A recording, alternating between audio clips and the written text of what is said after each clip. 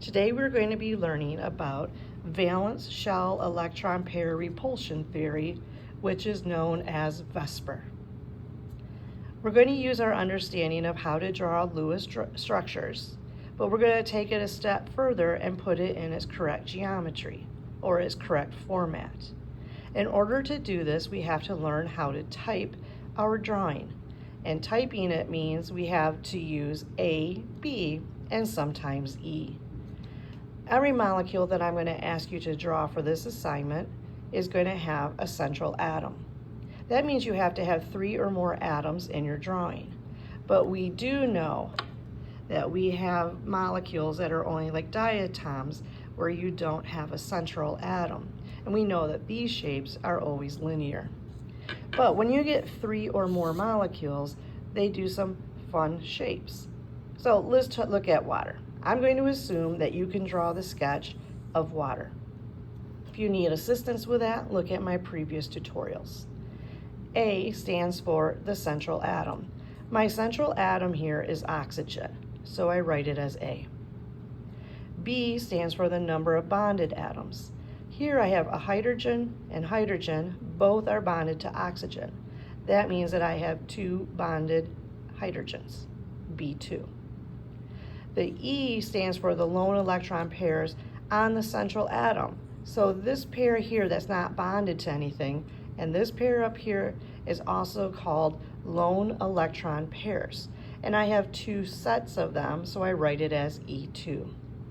Anything that takes the type of AB2E2 will always have the same geometry or the same shape, and that shape is going to be known as bent.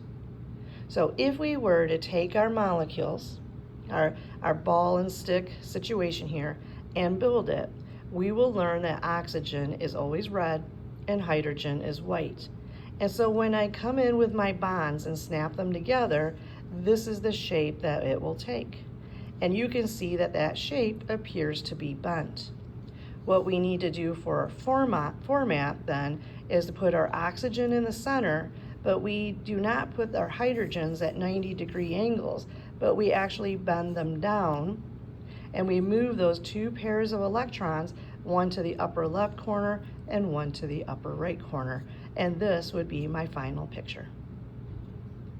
If we were to look at methane, or CH4, this is my Lewis structure. My central atom here is carbon, so I have A. And then B is the number of bonded atoms to carbon. And I have 1, 2, 3, 4 hydrogens bonded to carbon, and I'd write it as AB4.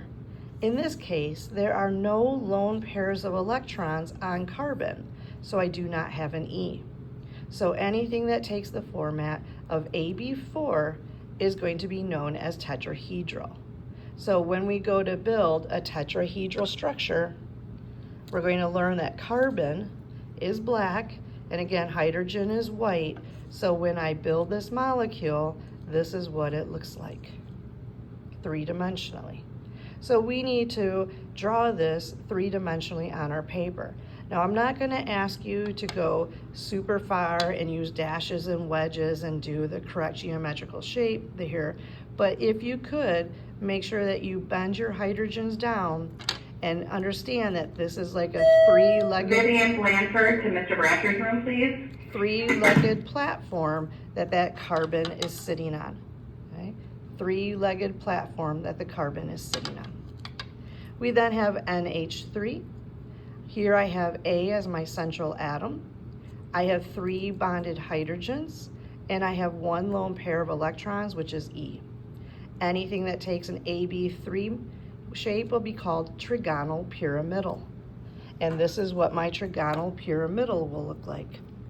You will notice again that I have my 3 hydrogens that are supporting my nitrogen atom, but instead of having a hydrogen bond coming up, it is replaced with a pair of electrons. Trigonal pyramidal. My next example I have for you is the polyatomic ion CO3 2 negative. Remember, it only has 1 double bond, but we learned about resonance, so we have to put resonance in this picture. This is A, central atom, 3 bonded oxygens, and no lone pairs of electrons on carbon, so it's an AB3. Anything that is AB3 is trigonal planar. So what does trigonal planar look like? Well, this is what trigonal planar looks like. Now, we have one double bond, so when we go to make a double bond, we have to have 2 of those bonds connected between carbon and oxygen. And here it looks like an upside down Y. Okay, so a trigonal planar will take on this shape. Again, make sure that you include your resonance. CO2. You have a central atom of A, you have 2 bonded oxygens, AB2. There are no lone pair of electrons on carbon, so there's no E. Anything that is AB2 is going to be known as linear. So you see that we have 2 double bonds. We have to make sure that we have a double bond and a double bond. And those 2 double bonds cause carbon and oxygen to go into a linear shape. So my initial structure and the geometry is the same here. And then the last one, NO2 negative. We have 1 double bond, 1 resonance, and a lone pair of electrons. We have a central atom, which is A, 2 bonded oxygens, and 1 lone pair on nitrogen. So it takes on the shape of AB2E, which is known as bent. So here is bent. It looks very similar, if not to AB2E2, which was water, which was our first one. The only difference between these is this one contains a double bond, and it has 1 lone pair on top, whereas water had 2 lone pairs on top. But they still take the same shape. And we just have to make sure that we put it in the same format.